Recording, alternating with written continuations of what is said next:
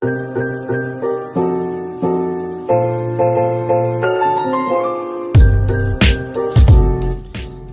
ASN adalah pegawai negeri sipil dan pegawai pemerintah dengan perjanjian kerja yang diangkat oleh pejabat pembina kepegawaian dan diserahi tugas dalam suatu jabatan pemerintahan atau diserahi tugas negara lainnya dan digaji berdasarkan peraturan perundang-undangan. Untuk menghasilkan pegawai ASN yang profesional, memiliki nilai dasar, etika profesi, bebas dari intervensi politik, bersih dari praktik korupsi, kolusi, dan nepotisme, pengelolaan ASN diatur dalam manajemen ASN.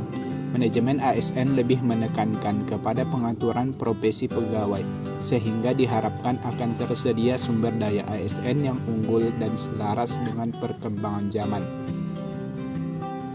Kedudukan atau status jabatan ASN dalam sistem birokrasi selama ini dianggap belum sempurna untuk menciptakan birokrasi yang profesional.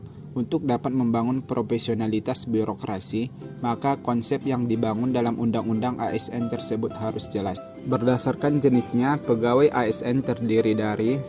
Pegawai negeri sipil atau PNS, 2. Pegawai pemerintah dengan perjanjian kerja atau PPPK.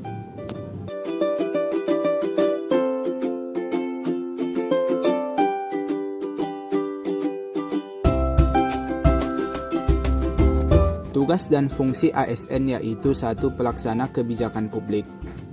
Dalam hal ini, ASN harus mengutamakan kepentingan publik dan masyarakat luas serta mengutamakan pelayanan yang berorientasi pada kepentingan publik. 2. Pelayan publik. Pelayanan publik merupakan kegiatan dalam rangka pemenuhan kebutuhan pelayanan sesuai peraturan perundang-undangan bagi setiap warga negara dan penduduk atas barang, jasa, dan atau pelayanan administratif yang diselenggarakan oleh penyelenggara pelayanan publik dengan tujuan kepuasan pelanggan. Oleh karena itu, ASN dituntut untuk profesional dalam memberikan pelayanan kepada masyarakat. 3. Perekat dan pemersatu bangsa. ASN senantiasa dan taat sepenuhnya kepada Pancasila, Undang-Undang Dasar 1945, negara dan pemerintah. Selain itu, ASN juga senantiasa menjunjung tinggi martabat ASN serta senantiasa mengutamakan kepentingan negara daripada kepentingan diri sendiri, seseorang, dan golongan. Hak dan kewajiban ASN. PNS berhak memperoleh 1. Gaji, tunjangan, dan fasilitas. 2. Cuti. 3. Jaminan pensiun dan jaminan hari tua. 4. Perlindungan. 5. Pengembangan kompetensi. Sedangkan PPPK berhak memperoleh 1. Gaji dan tunjangan. 2. Cuti. 3. Perlindungan. 4. Pengembangan kompetensi. Berdasarkan pasal 92 Undang-Undang ASN, pemerintah juga wajib memberikan perlindungan berupa 1. Jaminan kesehatan. 2. Jaminan kecelakaan kerja. 3. Jaminan kematian. 4. Bantuan hukum.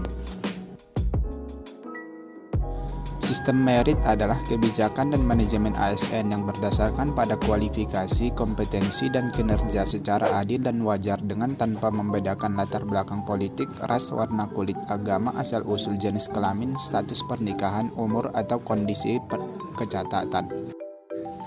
Penerapan sistem merit dalam pengelolaan ASN mendukung pencapaian tujuan dan sasaran organisasi, serta memberikan ruang bagi transparansi, akuntabilitas, objektivitas, dan keadilan.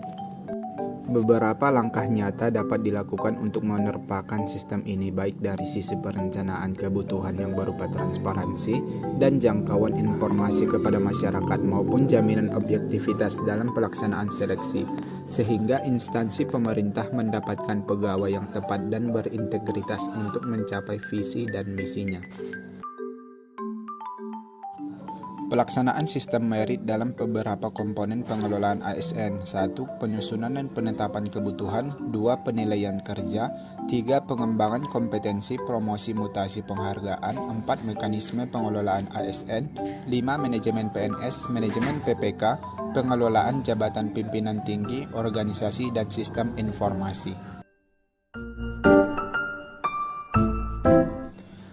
Pelayanan publik adalah kegiatan atau rangkaian kegiatan dalam rangka pemenuhan kebutuhan pelayanan sesuai dengan peraturan perundang-undangan bagi setiap warga negara dan penduduk atas barang, jasa, dan/atau pelayanan administratif yang disediakan oleh penyelenggara pelayanan publik.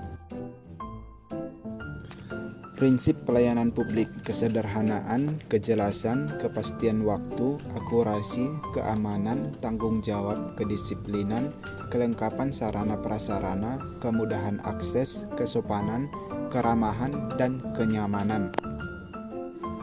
Integritas dalam pelayanan publik. Hal-hal untuk mewujudkan integritas dalam pelayanan publik adalah: 1. Perilaku pelayanan publik atau pegawai negeri harus sejalan dengan misi pelayanan publik dari instansi tempat mengabdi. 2. Pelaksanaan pelayanan publik dapat diandalkan. 3. Warga negara memperoleh perlakuan tanpa pandang bulu sesuai dengan ketentuan hukum dan keadilan. 4. Sumber daya digunakan secara tepat, efisien, dan efektif. 5. Prosedur pengambilan keputusan adalah transparan bagi publik dan tersedia sarana bagi publik untuk melakukan penyelidikan dan pemberian tanggapan. Permasalahan pelayanan birokrasi yang sering dijumpai masyarakat. 1. Biaya yang mahal. 2. Prosedurnya sulit dan berbelit-belit. 3. Pemberi layanan tidak ramah. 4. Diskriminatif. 5. Tidak ada kepastian kualitas dan waktu penyelesaian layanan. 6. Tidak transparan. 7. Tidak responsif terhadap kebutuhan warga negara. 8. Ditandai praktik KKN.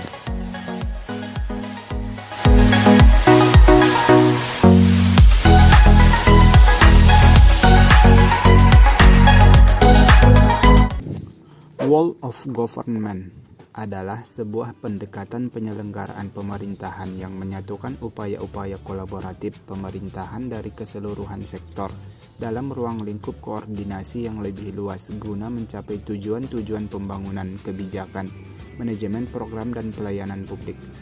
Oleh karenanya, WOG juga dikenal sebagai pendekatan intelijensi, yaitu pendekatan yang melibatkan sejumlah kelembagaan yang terkait dengan urusan-urusan yang relevan. Manfaat Whole of Government. 1. Meningkatkan efisiensi, sharing informasi, lingkungan kerja, daya saing, akuntabilitas, koherensi kebijakan.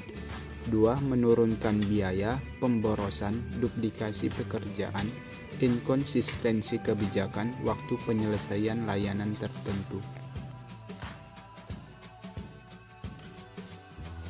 Penerapan Whole of Government. 1. Koordinasi tanpa adanya dampak perubahan pada lembaga.